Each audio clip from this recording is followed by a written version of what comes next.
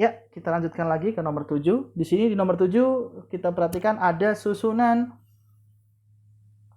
polarisator ya. Saya gambar ulang di sini. Y, lalu cahaya, kemudian keluar ke sini. Ya, ini ada polarisator 1, ini polarisator 2, di mana polarisator 1 itu sudutnya theta 1, polarisator 2 itu sudutnya theta 2, ya. Nah, di sini ceritanya intensitas yang datang, di sini kita ambil ini I0, ini I1, ini I2 ya. Di sini I2 I0 diketahui punya intensitas 43 watt per meter kuadrat dan terpolarisasi sejajar dengan sumbu Y. Ini harus diperhatikan ya, dia terpolarisasi sejajar dengan sumbu Y. Jadi dia itu mendatar seperti ini. Yes, saya ulangi lagi seperti yang waktu itu saya bahas pada saat kita bahas polarisasi di nomor 5. Di pertanyaan di atas, mungkin bisa dilihat videonya dulu. Kalau cahaya sebelum masuk ke polarisator itu belum terpolarisasi, maka setelah melewati polarisator pertama, apapun bentuknya, apapun sudutnya, nilai intensitasnya itu adalah setengah dari intensitas semula.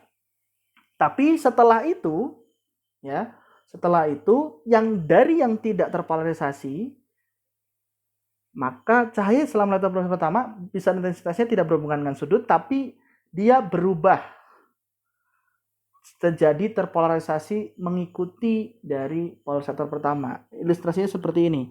Jadi misalkan ini polarisator pertama, ini tidak terpolarisasi ya, jadi ada banyak sudutnya, ada banyak, ini tidak macam-macam.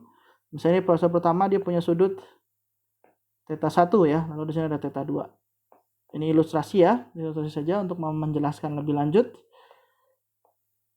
Ya, karena dia tidak terpolarisasi, maka I1-nya itu langsung saja setengah I0, tidak peduli sudut dari yang theta 1 berapa. Cuma yang perlu diperhatikan di sini, ketika dia keluar sebagai I1 itu tidak lagi karena yang lewat hanya yang bisa lolos di polarisasi, maka dia akan punya sudut theta 1. Jadi besar intensitasnya sama dengan setengah dari I0, tapi sudut polarisasinya itu sama seperti sudut polarisasi theta 1. Kenapa ya? Gampangnya polarisator itu seperti lubang untuk filter. Karena tidak terpolarisasi itu dia punya banyak jenis.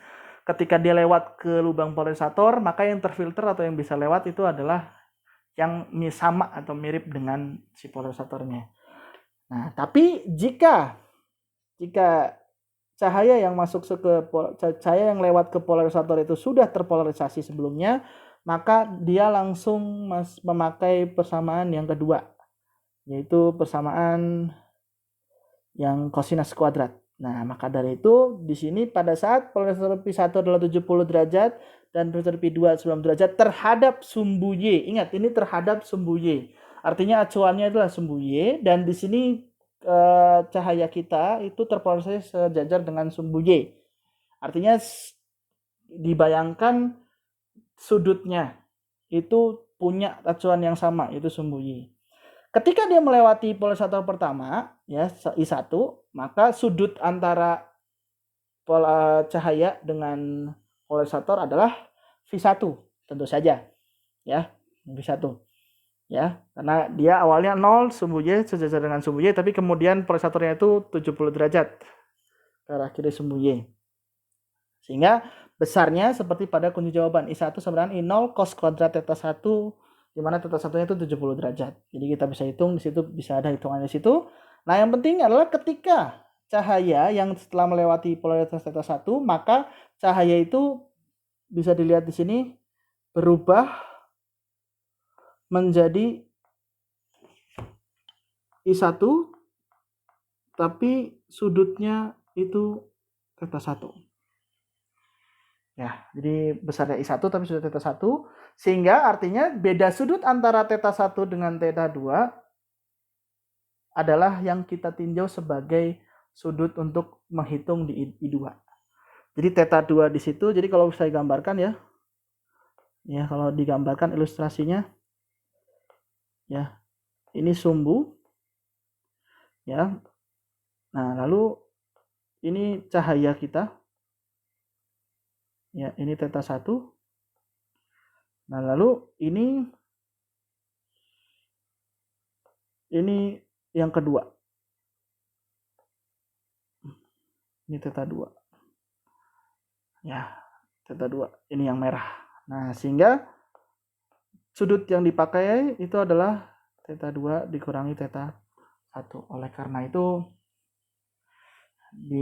untuk mencari intensitas untuk I2 itu sudutnya pakai 20 derajat. Kenapa? Karena theta 2 adalah 90 derajat, theta 1 70 derajat. 90 kurangi 70, 20 derajat.